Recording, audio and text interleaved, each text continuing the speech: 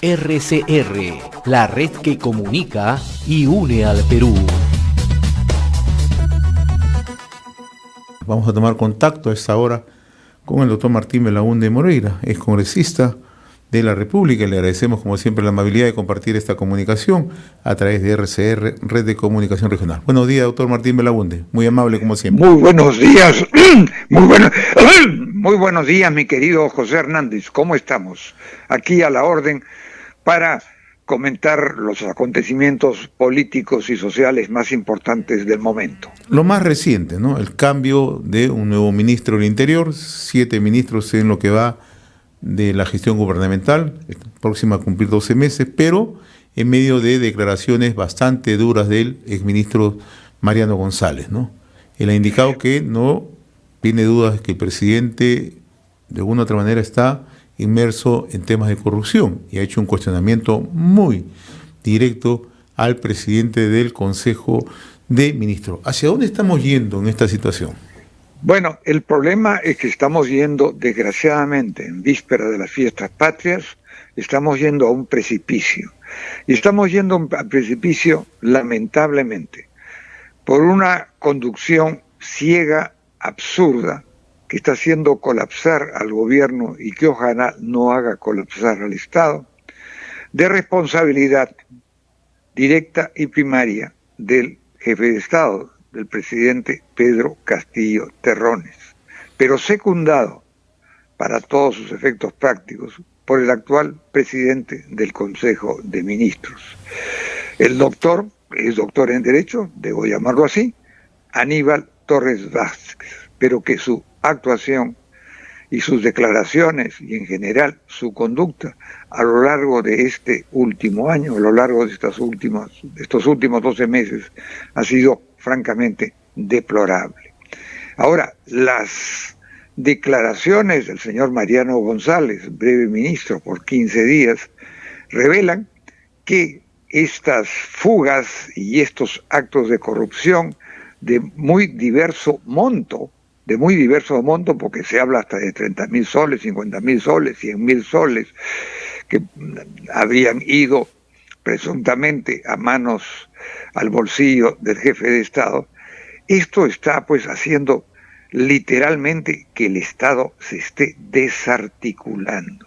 Entonces, ¿qué podemos hacer en esta circunstancia? Si el ex ministro del Interior dice con la convicción de su creencia que el jefe de esta organización criminal es nada menos que el propio presidente de la República. Estamos siendo conducidos por un jefe de Estado que ha entrado al poder al saco. Y desgraciadamente aún no encontramos una salida política constitucional. Y nosotros sabemos que en la actual circunstancia en que se vive, la única salida política constitucional viable y de una relativa rapidez sería la incapacidad, la declaratoria de incapacidad permanente, incapacidad permanente moral del jefe de Estado. Pero para eso, como ya bien sabemos, porque digamos el público ha internalizado muchos conceptos y normas de derecho constitucional, se requieren 87 votos que aún no se logra. También tenemos a la vicepresidenta Dina Luarte, que fue elegida indebidamente en una lista incompleta, que era parte del personal de RENIEC, que no podía ser candidata. Sin embargo, eso, a pesar de que no sé si hubo una tacha o observación, eso definitivamente no fue advertido por el Jurado Nacional de Elecciones. Tenemos ahora un Jurado Nacional de Elecciones completo.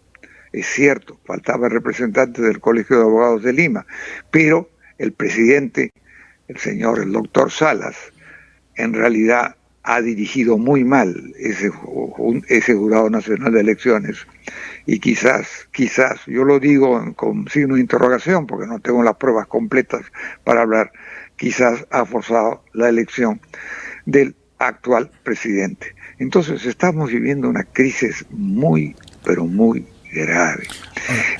Sí, señor, adelante, José.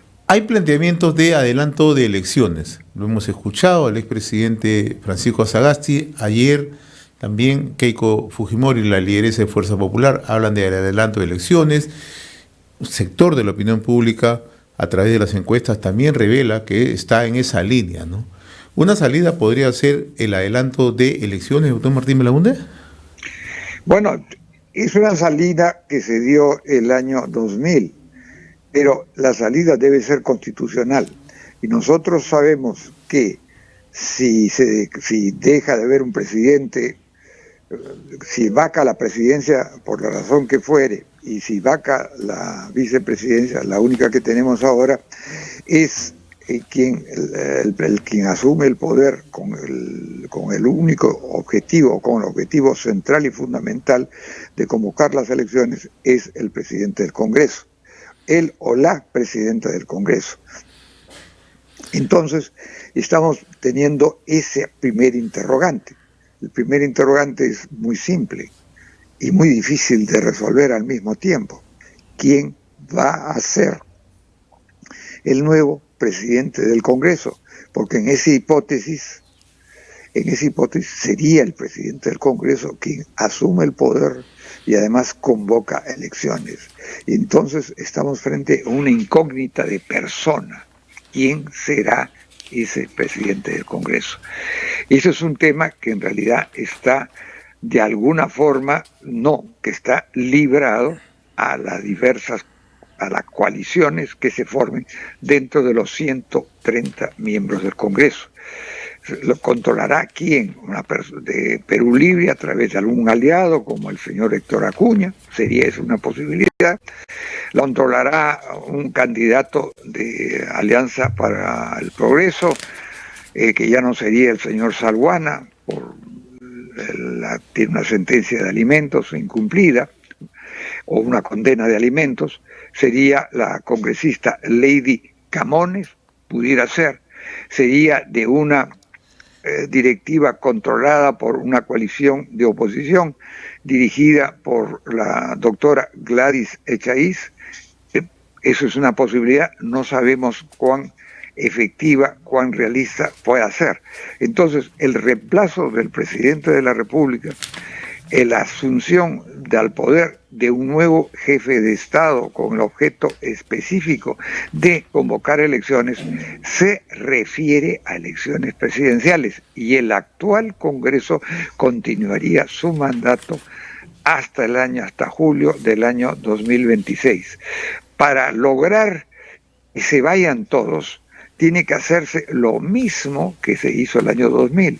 Se tiene que llevar a cabo una modificación constitucional que transitoriamente modifique la Constitución y que transitoriamente acorte el mandato de quien ejerce actualmente el poder y además acorte el mandato legislativo de los actuales congresistas. O sea, que tendrían que ser los actuales congresistas que voten una reforma constitucional que no podría ser llevada al referéndum. Entonces tendría que ser una ley de reforma constitucional que alcance 87 votos y que además sea aprobada, tal como le indica la Constitución, en 2 legislaturas ordinarias sucesivas. ¿Se puede conseguir eso? No lo sabemos. Entonces el Perú está verdaderamente frente a tremendas incógnitas. ¿Qué es lo que está de alguna forma paliando la situación? El resultado de nuestras exportaciones en general, pero particularmente mineras, que el año 2022 están superando largamente la del 2021 y también la del 2019. Y eso se debe a que por un tiempo hemos gozado y que ya no existe, porque muchos precios, entre ellos del cobre, han caído. Entonces hemos gozado de una gran bonanza de cotizaciones. Eso ha implicado que el Perú tiene una balanza comercial positiva y muy posiblemente tenga una balanza de pagos positiva. Y entonces eso de alguna forma contribuye a hacer que la situación económica no llegue a la actual crítica, la situación crítica que podría haber llegado en las actuales situaciones, en la actual situación que estamos viviendo. Doctor, yo lo quería volver un poco al tema que compromete al entorno presidencial, ¿no? Y aquí está el papel del Ministerio Público, de la Fiscalía de la Nación, ¿no? Porque lo que hemos escuchado ayer de Mariano González, aparte de las críticas al presidente de la República, aparte de las críticas al presidente del Consejo de Ministros, él ha dicho puntualmente que hay una clara obstrucción a las investigaciones del propio presidente de la República. Entonces, esto es gravísimo. O sea, ¿qué papel en estas circunstancias tiene que cumplir el Ministerio Público para poder, ¿no?, establecer primero las indagaciones, las investigaciones y luego corroborar los hechos de tantas denuncias que van saliendo contra el gobierno?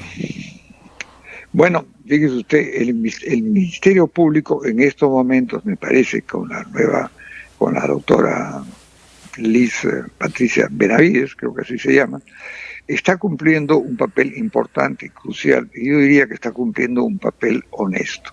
Entonces están llevando a una serie de investigaciones que, por un lado, muy posiblemente sea lo que dice el exministro Mariano González, que hay una obstrucción de justicia dirigida desde Palacio de Gobierno por nadie menos que el presidente de la República. Eso puede llevar a una investigación en la que se comprueben todos estos delitos de corrupción. Pero nosotros sabemos que los delitos de corrupción no son delitos que puedan llevar a una acusación al presidente de la República mientras él se encuentre en el ejercicio del poder. Eso debido a la norma señalada en el artículo 117 de la Constitución, que establece las causales específicas por las que se le puede acusar al presidente. Entre ellos, traición a la patria, y hay una acusación en curso, hay una denuncia en curso, todavía no se ha convertido en acusación en el Congreso de la República. Los delitos de corrupción no son materia, no encajan con esa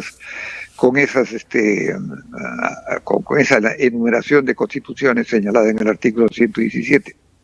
De manera que es bueno que se lleven adelante esas investigaciones para que el Congreso, literalmente, los 130 miembros del Congreso, no les quede más alternativa que vacar al presidente de la República. Pero allí estriba el problema, doctor Martín Belaúnde, ¿no?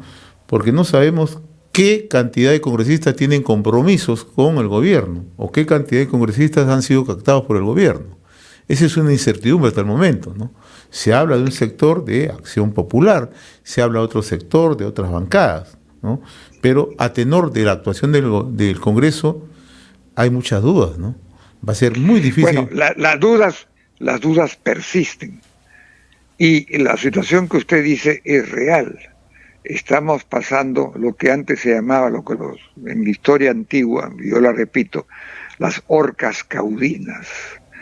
La democracia peruana, el régimen constitucional del Perú, y la vida, si usted quiere llamarla normal en el Perú, del pueblo peruano, en todos sus diversos estamentos, en todas las regiones, en todas sus expresiones y manifestaciones, hoy día está sujeta a una tremenda agresión que viene no del exterior, sino quizás a través de determinados grupos y a través quizás, como dicen, de una determinada embajada. Pero esa agresión viene, desgraciadamente, de la presidencia de la República. Y aún no existe, y eso es un hecho que simplemente lo tenemos que comprobar, pero no lo podemos remediar nosotros, podemos presionar, podemos, digamos, ayudar a que haya un clamor público general, no solo en Lima, no solo en el norte y en el oriente peruano, no solo en la sierra peruana, no solo en las provincias netamente andinas por su altitud, sino que exista en el sur, en el centro, en la costa, en los Andes, en el oriente, y que haya ese clamor ciudadano en todas las regiones y rincones del Perú, que obliguen moralmente a los congresistas a tomar una decisión, y esa decisión puede ser la vacancia de la presidencia de la República y la destitución en alguna forma de la vicepresidenta Dina Boluarte, o en su defecto una reforma constitucional que podría venir con un nuevo presidente que sea el presidente del Congreso, en virtud del cual no solo digamos, ya se había producido el vacío de la presidencia, ya no habría presidencia, pero que acorte el mandato de los actuales congresistas. Y ese acortamiento de mandato de los actuales congresistas tiene que ser votado por ellos mismos, con los mismos 87 votos. Esto es algo muy difícil de conseguir. Así es, en efecto. Pero tenemos que apuntar a eso. Para finalizar, le presento el siguiente escenario que, por más que los propios ministros niegan, otros dicen que los han sacado de contexto, le quiero nuevamente volver a recordar lo que hace unos días el ministro de Justicia y Derechos Humanos, Félix Chero, ha dejado abierto la posibilidad que el gobierno podría cerrar el Congreso. Y eso tiene más fuerza ahora con las declaraciones de Mariano González.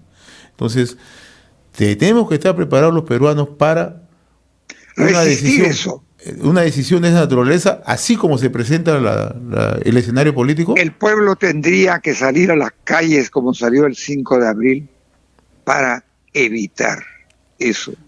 Y yo espero que los institutos armados y las fuerzas armadas, que no son deliberantes, no se acoplen a ese malvado designio de la persona que ejerce la presidencia de la República, el señor Pedro Castillo Terrones. Eso sería un golpe de Estado y entraríamos en una tiranía, en una dictadura. Nos aislaríamos internacionalmente y quizás podríamos ser pasibles de sanciones. Es, de todos los escenarios, el peor. Pero hay que estar preparados, en realidad, porque así como se está presentando la situación. Y el pueblo tiene que salir a las calles como salió el 5 de abril. Y dentro del pueblo, me incluyo a mí mismo, obviamente, todos somos parte del pueblo. Lo incluyo a usted también, mi querido José. Así es. Muy bien, doctor Martín Belaúnde. En realidad, yo le agradezco la amabilidad de haber compartido esta comunicación con RCR, Red de Comunicación Regional. Son reflexiones en voz alta, ¿no? En un momento bastante compleja, bastante difícil para el país. Como siempre, muy amable, doctor Martín Belaúnde. Que tenga buen día. Muchas gracias, José Hernández. Ya nos seguiremos viendo. Hasta luego, entonces. Hasta pronto. Felicidades. RCR, la red que comunica y une al Perú.